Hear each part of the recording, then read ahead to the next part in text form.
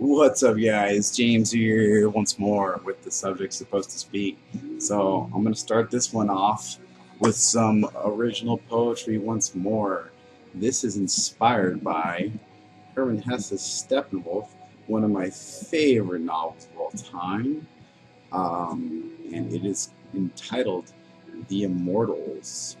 And here it goes. Without any further ado, The Immortals.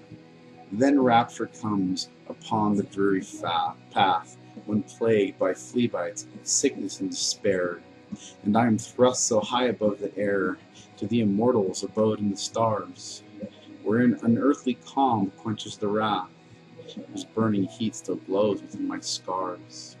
And so I mingle with them there and laugh, amid the clusters, nebulae, and belts, whose cool bright light shines happily and melts my frustrations that always coalesce, and with their magnitude now cut in half, my griefs and pains no longer need redress.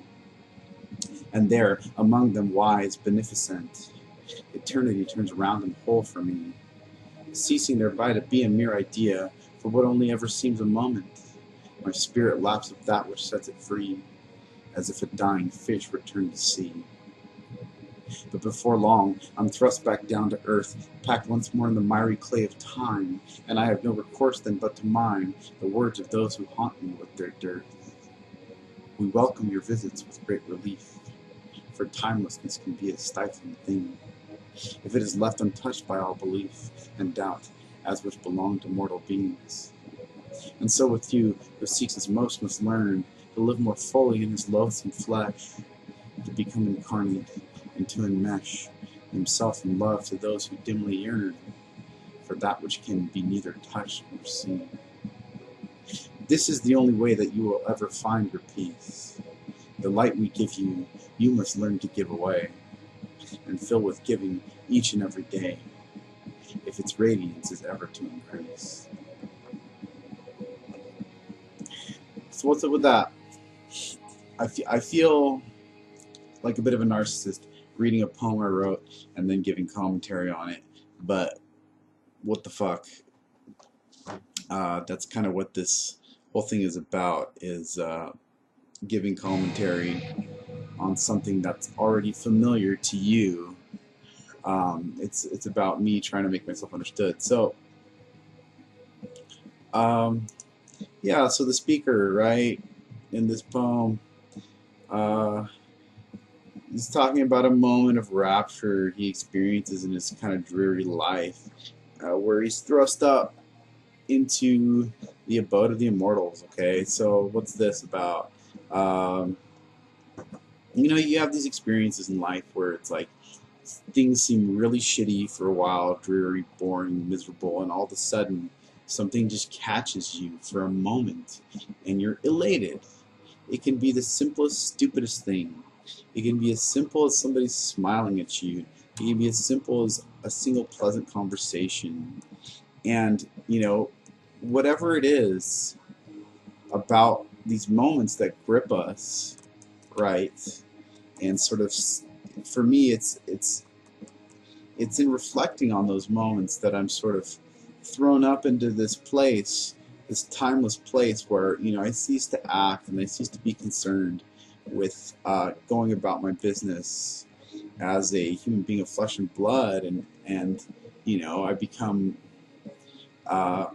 spiritualized, right? I become sort of, time stops. You start to contemplate whatever it is that seems to have been the source of your joy, and it becomes a meditation on joy, and it becomes an occasion for you to reflect on your memories, your life, and to help you to remember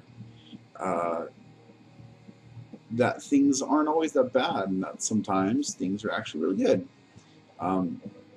This is it's a fairly common experience for me, when sort of misery gives way momentarily to elation, to ecstasy. And so, but it always ends, and you sort of fall back down into the workaday world into, the miry clay of time, as the speaker puts it.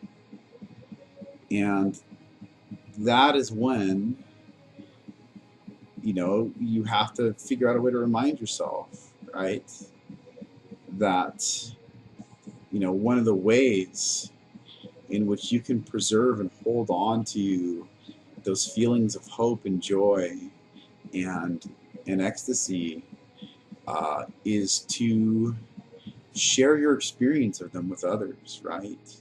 Is to share what light that you've been given, and to bring light to other people's lives. And that's kind of, to me, that's the sort of sense in which the idea of immortality makes sense, right? I don't believe literally that, we go on after we die as individual selves, but what joy that we have and what knowledge that we have, what experience, what learning, what lessons, what truths we know, just by sharing these things with others.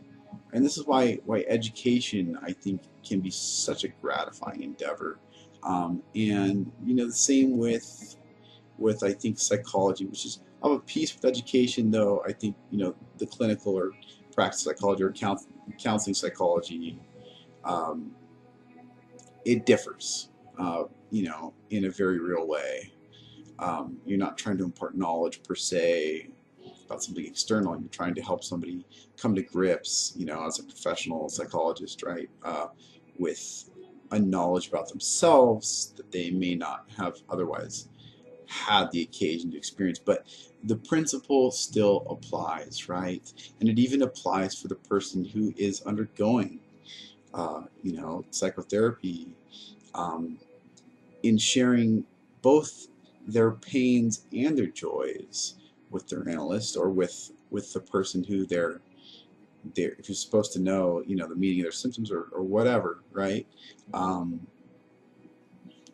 They're bringing light into their lives. They're bringing light into the world.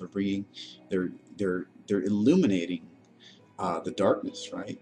And I think speech and language, fundamentally, that's what it's about, right? There's a certain violence that we do to the ineffability of our experience every time we try and talk. And poetry is all about that conflict, right? And negotiating it, because poetry tries to get around the necessity of chopping our experience into bits and butchering it with language by using certain kinds of devices and methods to actually point to the ineffable, to allude to that which can't be spoken about. And certainly that's what I'm attempting to do with this poem, right? And the words are impoverished compared to the actual experience, right? The words are just a reflection. But when you're actually in the business of helping, of teaching, of imparting something good, or of just bearing witness, to someone else's pain, there's something so powerful in all these things that we do with each other, that we can do with each other as human beings. And yeah, that's what it's about, as far as I'm concerned. That's what we're trying to get at here on the subject supposed to speak. We're trying to talk about these sorts of things, and to try and facilitate this kind of stuff. Not just for me in my own life, right? But for anybody who might listen, and who might see, who might have an ear to hear and an eye to see, the importance of these kinds of interactions, and trying to act intentionally with respect to our relationships with each other. That's really what it's about. trying to not let these sort of automatic, unconscious patterns just fully dictate the way we go about our days and our lives, in work and at love. We want to be awake and aware. Uh, Easier said than done, but there it is. We're just a little past the 10-minute mark. I think that's good for now. I'm going to stop it there. Thanks for tuning in. See you next time.